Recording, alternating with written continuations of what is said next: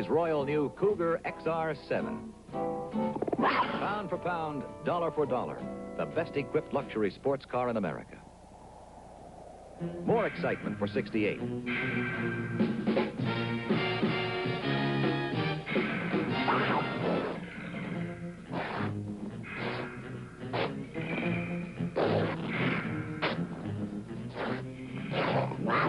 Mercury takes the wraps off its newest, lowest-priced luxury car. Mercury Montego combines Cougar excitement with full 6-passenger comfort. Luxury with a fine car touch.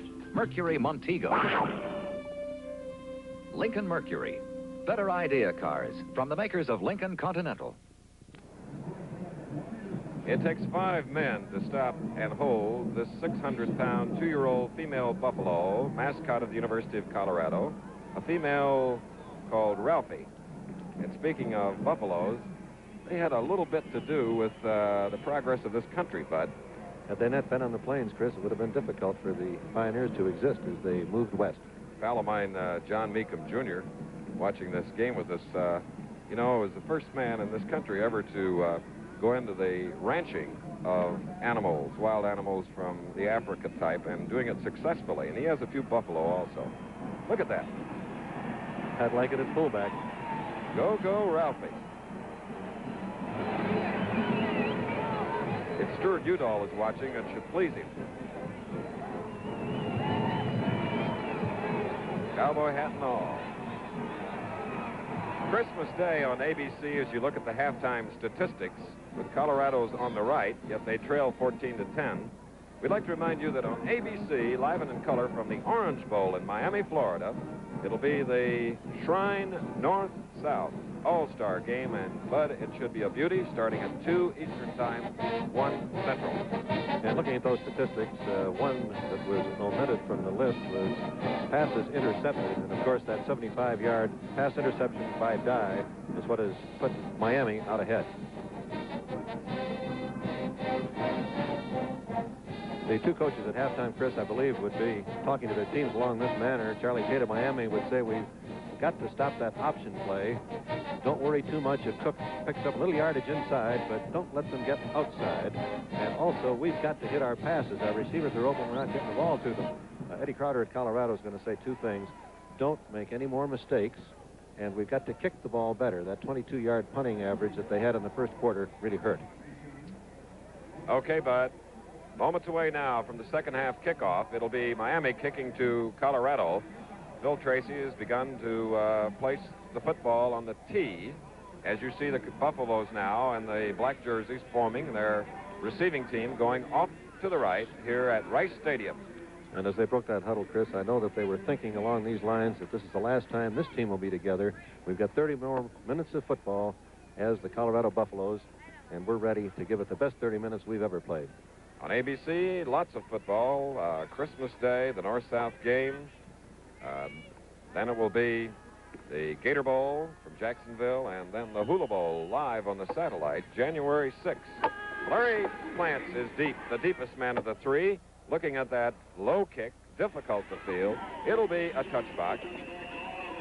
So Colorado now gets the ball 1st and 10 at its own 20 as they trail 14-10. We'll have the first play of scrimmage of the second half in a moment. We talked about field position prior to the game. Touchdowns were scored as a result of field position. Colorado getting the ball on the 8-yard line to move in for their touchdown. Miami returning a kickoff to the Colorado 35, which is 4-down territory, and driving it in from there. For Colorado, at quarterback, Bob Anderson, the sophomore, number 11. Huber is at end, split to the near side. There's Anderson handing off to Plants, number 21. Look at those moves. Larry Plants, senior from California, his 8th carry, totaling 57 yards now, as Hank Urbanowitz makes the stop for Miami. And the carry is up to the 27, a gain of 7 yards, 2nd and 3. The little draw play off the sprint out pass, hoping to get inside of the containing end. Now it's Tom Corson at the bottom of your screen, number 44, 2nd and 3. In the slot, Farler. Anderson. Well, but as Eddie Crowder said, he's already a fine player, but being a sophomore, he's going to be a great player. Bob Anderson. That was the bootleg option to pass run. The receivers were covered. Anderson read it without any delay, elected to run with the ball. Colorado's execution on the play is interesting to me because both remaining backs fill for the guards.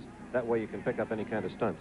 First down, Colorado. Credit to Bortles and Tracy, pulling guards for Colorado on the previous play. From the 38. Wilmer Cook,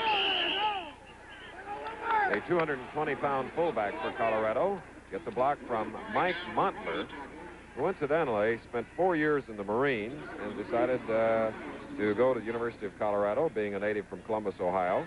We have a personal foul against Miami, and that means just one thing. 15 long yards. 14-10. Miami is in the lead with 14 minutes and 8 seconds remaining in the third quarter. There's your signal from the referee, Earl Jansen. Colorado from the Big 8, with its commissioner, Wayne Duke, and supervisor of officials, John Waldorf, looking on here at Rice Stadium, and the athletic director from the University of Miami, Andy Gustafson. From the 42 of Miami. Anderson to his tight end, sophomore Mike Pruitt from Delta, Colorado. That's